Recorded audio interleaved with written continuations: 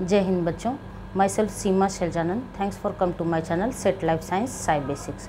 तो बच्चों हमारा टॉपिक जो है सेल बायोलॉजी का चल रहा है और जैसा कि मैं आपको पहले भी बता चुकी हूँ कि टॉपिक वाइज PYQs भी हम कर रहे हैं सेट लाइफ साइंस का और स्टेट वाइज भी कर रहे हैं। तो आज का जो हमारा टॉपिक है वो है लिपिड एसिमेट्री। लिपिड बाइलेयर का टॉपिक चल रहा है जिसमें मैंने पार्ट 1 पढ़ा है, पार्ट 2 पढ़ाया है और ये पार्ट 3 होगा। तो फर्स्ट पार्ट में हमने फॉस्फोलिपिड के बेसिक के बारे में जाना था। सेकंड पार्ट में हमने लिपिड के क्लासेस मीन्स क्लासिफिकेशन देखा था, मीन्स फॉस्फोलिपिड, ग्लाइकोलिपिड और स्टेरॉल कितने तरह के होते हैं। और बहुत ही अच्छा एक छोटा सा मैंने स्टोरी आपको बताया था, ट्रिक भी बताया था याद रखने के लिए। आज का जो टॉपिक है वो है lipid asymmetry and role of flippase, floppase and scramblase. Although ये टॉपिक मैं सेट लाइफ साइंस के लिए डील कर रही हूँ बट आप लाइफ साइंस से रिलेटेड किसी भी एग्जामिनेशन का अगर प्रिपरेशन कर रहे हैं और आपको लिपिड एसिमेट्री पढ़ना है तो ये वीडियो आपके लिए बहुत ही ज़्यादा हेल्पफुल होने वाला है। तो लिपिड एसिमेट्री मीन्स क्या? तो लिपिड एसिमेट्री मीन्स मैं थोड़ा सा आपको ओवरव्यू दे रही हूँ कि जो फॉस्फोलिपिड, ग्लाइकोलिपिड और स्टेरॉल हमने पढ़ा था, तो वो जो लिपिड मॉलिक्यूल हैं उसका जो आउटर लीफलेट और इनर लीफलेट पे ज़रूरी नहीं है कि वो सेम अमाउंट में ही प्रेजेंट हों। कुछ चीज़ें ज़्यादा भी हो सकता है, कुछ चीज़ें कम भी हो सकती हैं। तो इसी को क्या कहेंगे? एसिमेट्री कहेंगे। सिमेट्री मीन्स बिल्कुल समानता होना चाहिए। हाँ, आउटर लीफलेट पे भी इतना अमाउंट में होना चाहिए और इनर वाले पे भी। बट एसिमेट्री मीन्स आउटर पे कुछ और, इनर पे कुछ और। तो वो क्या कुछ और है वो अभी हम देखेंगे, ठीक है। तो आज का टॉपिक है lipid asymmetry in plasma membrane, role of flippase, floppase and scramblase. और बच्चों दो बातें, यूट्यूब पे आपके पास ऑप्शन होता है कि आप जूम कर सकते हैं जब अपलोड हो जाएंगे वीडियोस। तो अगर आपको थोड़ा सा स्ट्रक्चर और डिटेल में अच्छे से क्लैरिटी के साथ देखना है तो थोड़ा सा हल्का सा आप जूम कर सकते हैं। दूसरा, ऑटो डब्ड का एक ऑप्शन आ गया है। तो कुछ बच्चों के मोबाइल में या टैबलेट में जहाँ भी देख रहे होंगे तो हो सकता है कि वो इंग्लिश AI खुद से ले ले। तो आप खुद से जहाँ पर प्लेबैक स्पीड होता है 1.25 या फिर 1.5 जो आप चेंज करते हैं, तो वहीं पर लैंग्वेज का भी ऑप्शन होता है। तो वहाँ आप हिंदी सेलेक्ट कर लेंगे। तो मैं जो बोलती हूँ वो आपको, ऑल्दो हमारा कंटेंट जो है वो इंग्लिश में होता है, बट जो मैं हिंदी और इंग्लिश मिक्स करके बोलती हूँ वो ओरिजिनल लैंग्वेज आपका आ जाएगा, ठीक है। तो लिपिड एसिमेट्री में हम देखेंगे कि क्या होता है। तो unequal distribution of lipid species between outer exoplasmic and inner cytoplasmic leaflet of the bilayer. Unequal distribution means equal नहीं, तो यही अनइक्वल डिस्ट्रीब्यूशन जो है लिपिड स्पेसीज का between outer leaflet and inner leaflet means exoplasmic and cytoplasmic. Exoplasmic, cytoplasmic ये सब तो मैंने पिछले वीडियो में भी बताया था, इस वीडियो में भी मैं अभी आपको बता रही हूँ। अभी थोड़ा सा आप लैंग्वेज समझिए कि लिपिड एसिमेट्री एक्चुअली में होता क्या है। तो unequal distribution of lipid species between outer exoplasmic and inner cytoplasmic leaflets of the bilayer. It is the fundamental characteristics of eukaryotic cell membranes. Mainly आप यूकैरियोटिक सेल मेम्ब्रेन में ये जो characteristic है लिपिड एसिमेट्री का वो आपको देखने को मिलेगी। तो this is the fundamental characteristic of eukaryotic cell membrane, ठीक है बच्चों। तो ये दोनों पॉइंट क्लियर हो गया। फर्स्ट पॉइंट, अनइक्वल डिस्ट्रीब्यूशन है किसका? लिपिड स्पेसीज का। कहाँ? तो between outer means exoplasmic and inner cytoplasmic leaflets of the bilayer. और fundamental characteristic of eukaryotic cell membrane, ठीक है बच्चों। अब आप इस डायग्राम पे ध्यान दीजिए। आप चाहे तो थोड़ा सा जूम भी कर सकते हैं, वैसे क्लियर आपको क्लियर डायग्राम शो हो रहा होगा। तो सपोज कीजिए ये सेल है, ठीक है, ये एक सेल है और इसका ये प्लाज्मा मेम्ब्रेन है। अगर यहाँ से यहाँ तक आप इस सेल के प्लाज्मा मेम्ब्रेन को कट करके जूम करेंगे तो आपको ऐसा कंपोजिशन दिखेगा। तो यहाँ पर चूँकि हमारा लिपिड बाइलेयर का टॉपिक चल रहा है तो मैंने यहाँ पर प्रोटीन की चर्चा नहीं की है, क्योंकि मैंने आपको पहले भी बताया है कि बिल्कुल अच्छे से पिज़्ज़ा की तरह कट करके पढ़िएगा तो कॉन्सेप्ट अच्छे से समझ में आएगा, खिचड़ी बना के पढ़िएगा तो समझ में नहीं आएगा। तो चूँकि हमारा लिपिड बाइलेयर का टॉपिक चल रहा है तो सिर्फ लिपिड मॉलिक्यूल की चर्चा होगी। तो फॉस्फोलिपिड, ग्लाइकोलिपिड और स्टेरॉल, उसी में कौन सा आउटर लीफलेट पे कौन ज़्यादा होगा, कम होगा, इनर पे कौन किसका प्रेजेंस ज़्यादा होगा, कम होगा, इसी को क्या कहते हैं, लिपिड एसिमेट्री में हम देखेंगे। ठीक है, तो जब सेल के प्लाज्मा मेम्ब्रेन को आप जूम करिएगा तो ये बच्चों ऊपर आपको क्या शो हो रहा है, ये है आपका आउटर लिफलेट और नीचे वाला शो हो रहा है इनर लिफलेट। तो जो आउटर वाला है तो आप देख रहे हैं ये वाला पोर्शन जो है ये आपका आउटर वाला है, तो इसको आप एक्सोप्लाज्मिक भी बोल सकते हैं, सेल के बाहर वाला लेयर। और जो इनर है वो इधर सेल के अंदर क्या पाया जाता है, साइटोप्लाज्म पाया जाता है। तो इस वजह से इस वाले फेस को आप साइटोप्लाज्मिक बोल सकते हैं और इस वाले फेस को आप क्या बोल सकते हैं, एक्सोप्लाज्मिक। तो जो आउटर लिफलेट पे हम देखेंगे कि किसका किसका कंपोजिशन ज़्यादा मिल रहा है और इनर लिफलेट पे मीन्स साइटोप्लाज्मिक पे किसका ज़्यादा मिल रहा है। तो जब आप डिटेल में देखेंगे इस डायग्राम को तो आपको शो हो रहा होगा ये रेड कलर में, ये क्या है, ये है आपका फॉस्फोटाइडाइल कोलिन। ये जो रेड स्ट्रक्चर है ये है आपका फॉस्फोटाइडाइल कोलिन। तो आउटर लिफलेट पे फॉस्फोटाइडाइल कोलिन का अमाउंट ज़्यादा पाया जाता है। मीन्स एक नेचुरल कंडीशन जो होता है, जो एक नेचर जिसको एक्सेप्ट किया है, तो प्लाज्मा मेम्ब्रेन का एक जो नेचर ने एक्सेप्ट किया है तो उसके अकॉर्डिंग आउटर लिफलेट पर फॉस्फोटाइडाइल कोलिन को होना चाहिए। ठीक है, दूसरा क्या है, आपको ये ब्लैक कलर का शो हो रहा है, ये ब्लैक कलर में क्या है, ये है आपका स्फिंगोमाइलिन। तो बच्चों फॉस्फोलिपिड का क्लासिफिकेशन आपने देखा था कि ग्लिसरॉल बैकबोन और स्फिंगोसिन के बैकबोन के आधार पे क्लासिफिकेशन हुआ था। तो जो स्फिंगोसिन बैकबोन था उसका सिंगल एग्जांपल मैंने स्फिंगोमाइलिन की चर्चा की थी। तो ये भी कहाँ प्रेजेंट है आपको, स्फिंगोमाइलिन, ये भी आउटर लिफलेट पे पाया जाता है। और तीसरा ग्लाइकोलिपिड, ये जो ग्रीन वाला स्ट्रक्चर है, ये वाला स्ट्रक्चर, तो मैंने आपको बताया था ग्लाइको मीन्स कार्बोहाइड्रेट। तो कार्बोहाइड्रेट कभी भी अकेला नहीं पाया जाता है, या तो उससे फ्रेंड की ज़रूरत होती है, या तो वो प्रोटीन के साथ अटैच्ड होता है या फिर लिपिड के साथ। अगर प्रोटीन के साथ अटैच्ड है तो ग्लाइकोप्रोटीन, अगर लिपिड के साथ अटैच्ड है तो ग्लाइकोलिपिड। बट आउटर लिफलेट पे ही उसका प्रेजेंस देखा जाता है। तो आउटर लिफलेट पे मैंने 3 चीज़ें आपको बताई, क्या क्या, फॉस्फोटाइडाइल कोलिन, स्फिंगोमाइलिन एंड ग्लाइकोलिपिड का प्रेजेंस देखा जाता है। तो आउटर लिफलेट पे ये आपको रेड कलर में क्या शो हो रहा है, फॉस्फोटाइडाइल कोलिन, ब्लैक कलर में स्फिंगोमाइलिन एंड ये जो ग्रीन कलर है ये क्या है, glycolipid. Okay, PC for phosphatidyl choline, SM for sphingomyelin and GL for glycolipid, याद रखिएगा। उसके बाद आ जाइए नीचे, ये जो है इनर लिफलेट, जिसे आप क्या बोलते हैं, साइटोप्लाज्मिक भी बोलते हैं। इस पर क्या क्या चीज़ देखी जा रही है, तो ये जो आपको ब्लू वाला पोर्शन है ये है आपका फॉस्फोटाइडाइल सेरीन। फॉस्फोटाइडाइल सेरीन का प्रेजेंस नेचुरल कंडीशन में आपको कहाँ पाया जाता है, इनर लिफलेट पे। उसके बाद ये जो ग्रीन वाला पोर्शन है ये है आपका फॉस्फोटाइडाइल इथेनॉल एमीन, और ये पर्पल कलर का जो स्ट्रक्चर है ये है फॉस्फोटाइडाइल इनोसिटॉल। तो आउटर पे क्या पाया जा रहा है, phosphatidyl choline, sphingomyelin and glycolipid, और इनर पे क्या पाया जा रहा है, phosphatidyl serine, phosphatidyl ethanol amine and phosphatidyl inositol. ये एक नेचुरल कंडीशन है जो होनी चाहिए प्लाज्मा मेम्ब्रेन के कैरेक्टरिस्टिक के अकॉर्डिंग।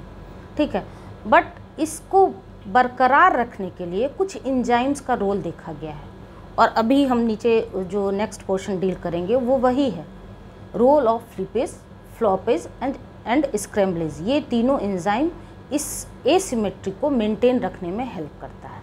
ठीक है, तो ये तो आपने देखा फॉस्फोलिपिड के बारे में। अगर एनिमल सेल की बात की जाए तो कोलेस्टेरॉल आपको कहाँ पाया जाता है, तो कोलेस्ट्रॉल मेनली जो है ये आउटर लिफलेट है, ये इनर लिफलेट है, और ये बीच में आपको हाइड्रोफोबिक टेल्स हैं। तो इन दोनों टेल्स के बीच में क्या होता है, एम्बेडेड है। तो आउटर वाले के भी फॉस्फोलिपिड का टेल और इनर वाले के भी फॉस्फोलिपिड का टेल। इसी वजह से बच्चों मैं आपको रिकमेंड करती हूँ कि आप सीक्वेंस में वीडियोस देखा कीजिए। तो जब फॉस्फोलिपिड का स्ट्रक्चर मैंने आपको बताया था तो hydrophilic head and hydrophobic tell बताया था। बाइलेयर है, मीन्स इसका नीचे वाले का भी टेल और ऊपर वाले के टेल के बीच में ये एम्बेडेड होता है। तो अगर इसका प्रेजेंस पूछा जाए तो ये आउटर लिफलेट पे भी पाया जाता है और इनर लिफलेट पे भी पाया जाता है सेम अमाउंट में। अभी हम ग्राफ में भी देखेंगे। तो एक्चुअली में लिपिड एसिमेट्री का जो स्ट्रक्चर है वो यही है। आपको याद क्या रखना है, phosphatidyl choline, sphingomyelin and glycolipid कहाँ पाया जाता है, आउटर लिफलेट पे। और आउटर लिफलेट को एक्सोप्लाज्मिक फेस भी बोला जाता है, सेल के बाहर वाला पोर्शन। वहीं इनर लिफलेट पे क्या पाया जाता है, phosphatidyl serine, phosphatidyl ethanol amine and phosphatidyl inositol. ये कहाँ पाया जाता है, इनर लिफलेट पे, जिसे साइटोप्लाज्मिक फेस भी कहते हैं। तो याद रखने के लिए बच्चों, इनर लिफलेट, इनर, मैं अल्फ़ाबेट के साथ आपको बताती हूँ याद रखने का ट्रिक भी। इनर, इन, सेरीन में एंड में क्या आ रहा है, इन, याद रखिए हो जा रहेगा, सेरीन इनर लिफलेट पे पाया जाता है। इथेनॉल एमीन, एमीन में भी लास्ट कहाँ हो रहा है, इन पे, उससे भी आप याद रख सकते हैं कि इथेनॉल एमीन भी इनर लिफलेट पे पाया जाता है। और फॉस्फोटेडाइल इनोसिटॉल, तो इसके एंड में तो इन नहीं है, बट इनोसिटॉल, इनोसिटॉल 2-3 बार आप खुद से रिकॉल करिएगा तो आपको याद रह जाएगा। तो जब ये तीनों इनर लिफलेट पे पाया जाता है तो ऑब्वियस है कि बाकी चीज़ें आउटर लिफलेट पे पाया जाएगा। तो आउटर लिफलेट पे मेनली फॉस्फोटेडाइल कोलिन, स्फिंगोमाइलिन और ग्लाइकोलिपिड तो बाहर ही होता है, आउटर लिफलेट पे ही पाया जाता है। तो ये स्ट्रक्चर क्लियर है बच्चों, ठीक है। और ये जो तीनों मैंने आपको बताया presence, phosphatidyl choline, sphingomyelin and glycolipid, ये नॉन साइटोसोलिक, एक्सोप्लाज्मिक फेस को नॉन साइटोसोलिक भी बोलते हैं, मीन साइटोसोल के बाहर वाला पोर्शन, आउटर साइड वाला। और इनर जो लिफलेट है जिसे साइटोप्लाज्मिक को साइटोसोलिक भी बोलते हैं, वहाँ क्या क्या है, phosphatidyl serine, ethanol amine and phosphatidyl inositol. Clear है ये वाला पोर्शन। अब हम इस पोर्शन पे आएंगे, ठीक है। इसमें हम क्या देखेंगे कि परसेंटेज ऑफ फॉस्फोलिपिड्स, ये जो फॉस्फोलिपिड्स आपने देखा, मैं इस साइड आ रही हूँ, उसका परसेंटेज क्या होता है। तो ये वाला पोर्शन है बच्चों एक्सटर्नल लिफलेट का, और ये वाला आपका cytoplasmic leaflet means inner leaflet का। और बीच में इसमें रेफरेंस वैल्यू मान लीजिए 0 लिया जाता है परसेंटेज ऑफ फॉस्फोलिपिड को देखने के लिए। तो आपको मैंने आउटर लिफलेट पे क्या क्या बताया, फॉस्फोटेडाइल कोलिन और स्फिंगोमाइलिन। अगर इस दोनों में भी कभी होता है कि बेसिक चीज़ें भी थोड़ा सा क्वेश्चन को टफ बनाने के लिए, अगर इस दोनों में भी प्रेजेंस अगर पूछा जाए तो स्फिंगोमाइलिन का प्रेजेंस आप देख रहे हैं थोड़ा ज़्यादा है ऊपर की ओर, और फॉस्फोटेडाइल कोलिन का थोड़ा कम है। बट फॉस्फोटेडाइल कोलिन और स्फिंगोमाइलिन कहाँ पाया जा रहा है, एक्सटर्नल लिफलेट पे। वहीं फॉस्फोटेडाइल इथेनॉल एमीन कहाँ है, इनर लिफलेट पे। फॉस्फोटेडाइल सेरीन इनर लिफलेट पे, और फॉस्फोटेडाइल इनोसिटॉल कहाँ पाया जा रहा है, ये भी इनर लिफलेट पे। 3 चीज़ें आपको नीचे शो हो रहा है, 2 चीज़ें ऊपर में। इसमें भी आप देखिए फॉस्फोटेडाइल इथेनॉल एमीन थोड़ा कम है किससे, फॉस्फोटेडाइल सेरीन से, और फॉस्फोटेडाइल इनोसिटॉल बहुत ही कम अमाउंट में पाया जाता है इनर लिफलेट पे। इस वजह से बिल्कुल ग्राफ इसका देख रहे हैं, बिल्कुल थोड़ा सा पाया जा रहा है। तो ये कौन सा फेस है, साइटोप्लाज्मिक फेस। और कोलेस्टेरॉल आप देख रहे हैं बिल्कुल 50% ऊपर 50% नीचे, तो यहाँ पर कोलेस्ट्रॉल भी। कोलेस्ट्रॉल की चर्चा मैंने इसलिए कर दी कि हो सकता है कभी आपसे पूछ दे कि जनरली फॉस्फोटेडाइल सेरीन के बारे में क्वेश्चन आ चुके हैं। इसके बाद जो ये टॉपिक कंप्लीट मैं कर लूँगी, उसके बाद जो टॉपिक इस टॉपिक से रिलेवेंट जो भी PYQs आए हैं वो मैं करवाऊँगी, जिस स्टेट में भी आए हैं और जिस ईयर में भी आए हैं। तो आपको इस कंटेंट का इम्पोर्टेंस भी पता चल जाएगा। 2 क्वेश्चन आए हैं सेम क्वेश्चन ही फॉस्फोटेडाइल सेरीन से, वो क्या क्वेश्चन आए हैं इसके बाद हम देखेंगे, और इस ग्राफ का इम्पोर्टेंस भी आपको पता चल जाएगा। तो ये जो एक्सटर्नल लिफलेट है, या फिर इसी को क्या बोला जाता है, नॉन साइटोसोलिक फेस, या फिर आउटर लिफलेट, या फिर एक्सोप्लाज्मिक फेस, कुछ भी टर्म होगा बात एक ही है। वहाँ फॉस्फोटेडाइल कोलिन और स्फिंगोमाइलिन का प्रेजेंस देखा जाएगा। और नीचे जो है, यहाँ पर मैंने ग्लाइकोलिपिड नहीं दिया है क्योंकि यहाँ पर क्या लिखा हुआ है, परसेंटेज ऑफ लिपिड्स, और लिपिड्स में भी क्या, फॉस्फोलिपिड्स। तो इस वजह से मैंने ग्लाइकोलिपिड का यहाँ पर मैंने शो नहीं किया है, क्योंकि वो क्या है, वो फॉस्फोलिपिड अलग चीज़ है, ग्लाइकोलिपिड अलग चीज़ है, और स्टेरॉल अलग चीज़ है। तो यहाँ पर हम फॉस्फोलिपिड का प्रेजेंस देख रहे हैं। Although cholesterol is an sterol, but glycolipid का कहीं मैंने ग्राफ में चर्चा नहीं देखी है। बाकी इनर लिफलेट पे phosphatidyl ethanol amine, phosphatidyl inositol and phosphatidyl serine. याद रखने के लिए भी मैंने आपको बताया, इनर लिफलेट पे सेरीन, इन कहाँ से, इन लास्ट में आ रहा है। फॉस्फोटेडाइल इथेनॉल एमीन अगेन इन लास्ट में आ रहा है, और फॉस्फोटेडाइल इनोसिटॉल को तो PI से भी आप डिनोट कर सकते हैं, I फॉर इनर होता है, तो इससे भी आप याद रख सकते हैं। छोटे छोटे कोड्स होते हैं, बट अगर आप रेफरेंस के तौर पे याद रखना चाहते हैं तो अच्छे से याद हो जाएगा। ठीक है बच्चों, तो ये डायग्राम लिपिड एसिमेट्री का और ये वाला ग्राफ। दोनों क्लियर हो गया? ठीक है। अब आउटर लिफलेट पे फॉस्फेटिडाइल कोलिन और स्फिंगोमाइलिन को आउटर पे ही होना चाहिए अकॉर्डिंग टू एक नेचुरल कंडीशन जो प्लाज्मा मेम्ब्रेन का होता है लिपिड मेम्ब्रेन एसिमेट्री को मेंटेन करने के लिए। तो उसमें कुछ इंजाइम्स रोल प्ले करते हैं, और वो इंजाइम्स कौन कौन से हैं? Flippase, floppase and scramblase. तो वन बाय वन हम देखेंगे कि role of flippase, floppase and scramblase क्या होता है। तो these are membrane associated enzymes that regulate lipid movement between two leaflets, जो रेगुलेट करता है लिपिड के मूवमेंट को बिटवीन टू लिफलेट्स के बीच में, आउटर लिफलेट और इनर लिफलेट के बीच में, एंड प्लेइंग अ की रोल इन मेंटेनिंग, और ये प्ले करता है की रोल किस चीज़ में? तो मेंटेनिंग और डिसरप्टिंग लिपिड एसिमेट्री। मेंटेनिंग और डिसरप्टिंग क्यों मैंने बोला? क्योंकि फ्लीपेज और फ्लॉपेज जो है वो इस एसिमेट्री को मेंटेन रखने में हेल्प करता है, और जो स्क्रैम्बलेज है वो इसे डिसरप्ट करता है। क्यों करता है? क्योंकि जैसे कि एपोप्टोसिस का कंडीशन होता है, जब प्रोग्राम्ड सेल डेथ होता है, जब सेल का एक नेचुरल कंडीशन में एक सेल नॉर्मल उसका जो लाइफ स्पैन होता है उसमें वो 20 to 25 टाइम्स डिवाइड कर सकता है। उसके बाद वो बूढ़ा हो जाता है। जब वो बूढ़ा हो जाता है तो उसे मरना ज़रूरी होता है, या फिर किसी तरह का डैमेज हो जाए सेल में, ठीक है, तो फिर वो डैमेज सेल को आगे फर्दर ना यूज़ हो, इस वजह से उसका भी डेथ होना ज़रूरी है। तो उस सब के लिए एक प्रोग्राम्ड सेल डेथ का नाम आपने सुना होगा, एपोप्टोटिक कंडीशन जिसे बोला जाता है। तो फॉस्फेटिडाइल सेरीन जनरली तो इनर लिफलेट पे पाया जाता है। जब वैसा कंडीशन आ जाता है तब फॉस्फेटिडाइल सेरीन जो है वो स्क्रैम्बलेज एंजाइम के थ्रू कहाँ चला जाता है? आउटर लिफलेट पे चला जाता है। कि उससे क्या है? उससे सिग्नल मिल जाता है कि हाँ ये सेल बीमार हो चुका है या फिर बूढ़ा हो चुका है, मीन्स किसी भी कारणवश अब इस सेल का डेथ होना ज़रूरी है, एपोप्टोटिक सेल हो गया है। तो वो सेल को सिग्नल देने के लिए सेरीन आउटर लिफलेट पे पहुंच जाता है, तो वहाँ पर स्क्रैम्बलेज रोल प्ले करता है। ठीक है। तो सबसे पहला एंजाइम क्या है? तो उससे क्या होता है कि वो लिपिड एसिमेट्री को डिसरप्ट कर सकता है। सबसे पहला फ्लीपेज। फ्लीपेज में बीच में क्या आ रहा है? आई, याद रखिएगा। फ्लीपेज एटीपी डिपेंडेंट एंजाइम, ये एटीपी डिपेंडेंट होता है। Selectively transport specific phospholipids, primary phosphatidyl serine and phosphatidyl ethanol amine.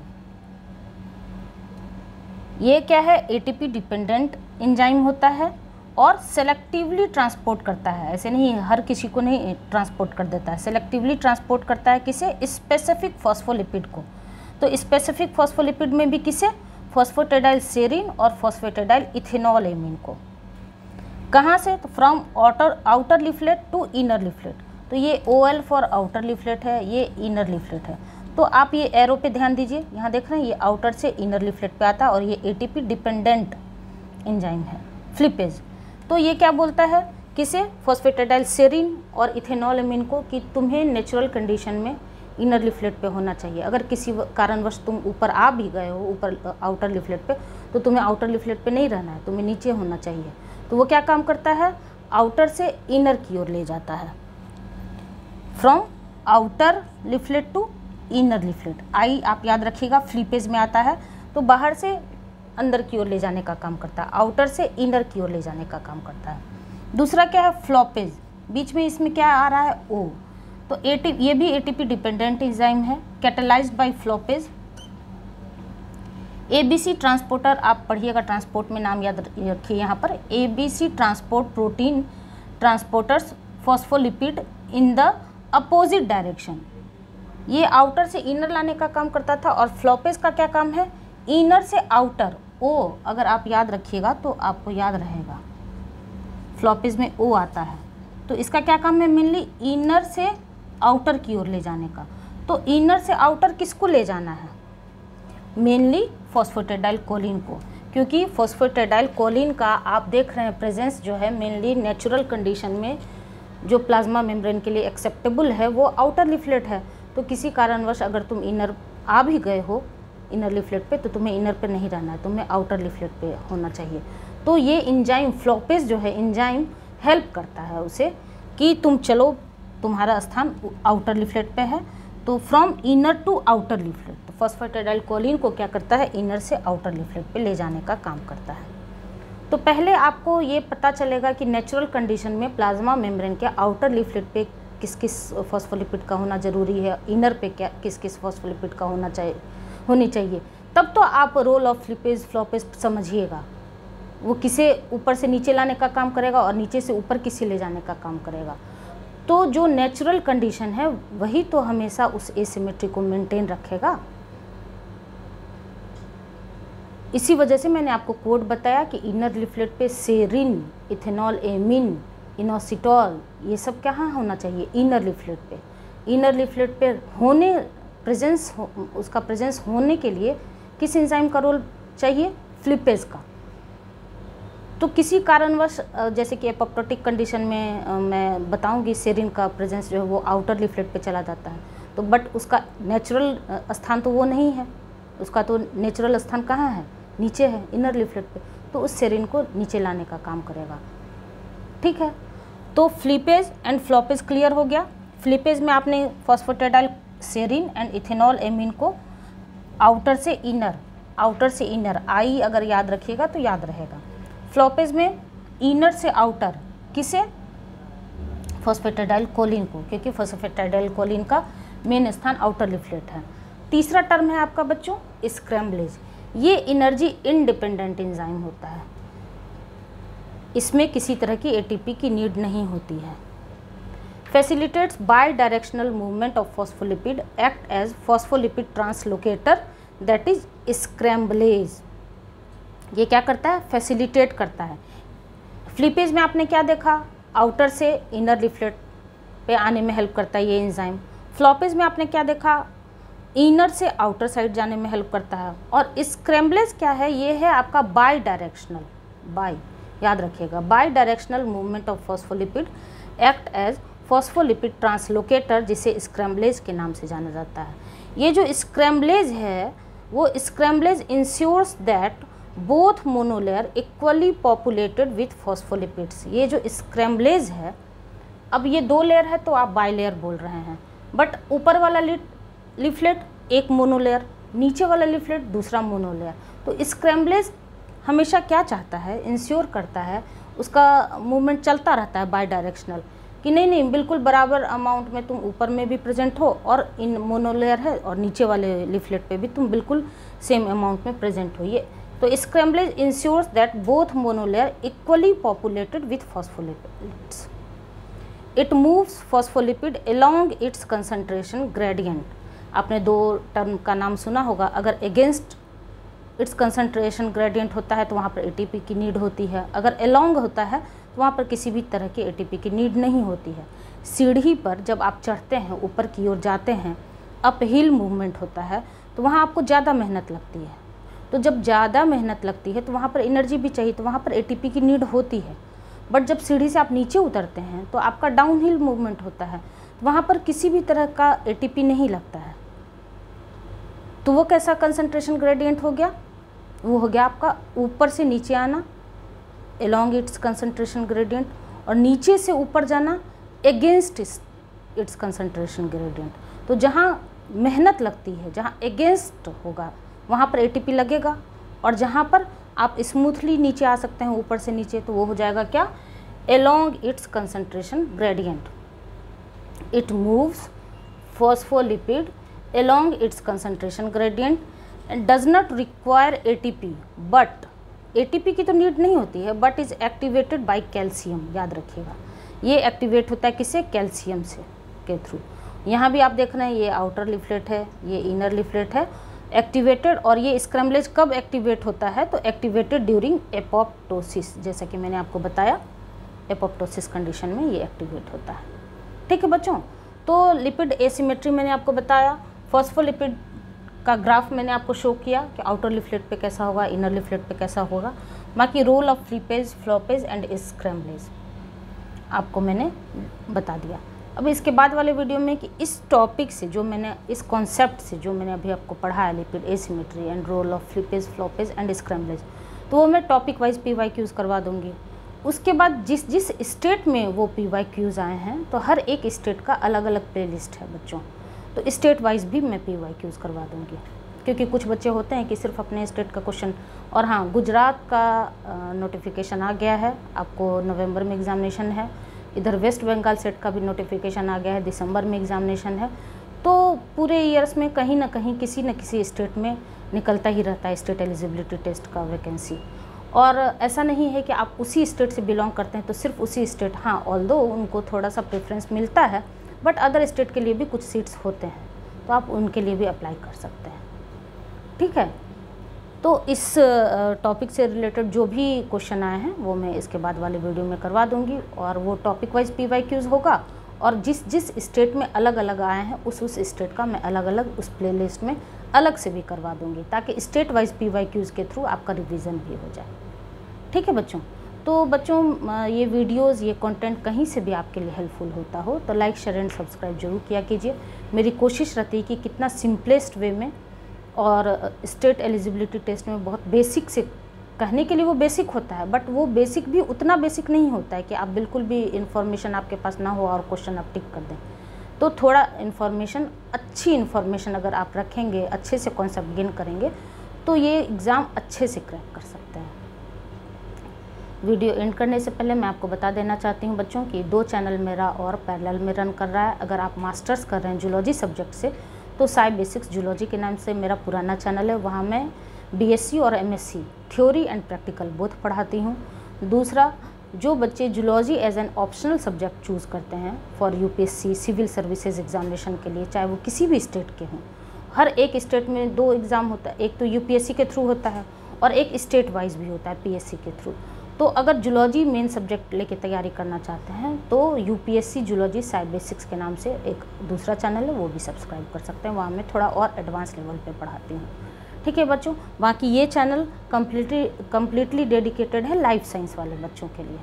तो 2 मिनट के लिए मैं साइड हो रही हूँ, आप स्क्रीनशॉट भी ले सकते हैं। वैसे मैं आपको रिकमेंड करूँगी कि जब आप वीडियो देखना शुरू करिए तो साथ में पेन एंड पेपर लेके बैठिए, ताकि मैं जो ट्रिक बताती हूँ, जो कोड बताती हूँ, वो भी आप नोट डाउन कर सकते हैं। ठीक है बच्चों, तो मिलते हैं नेक्स्ट वीडियो में, तब तक के लिए थैंक यू।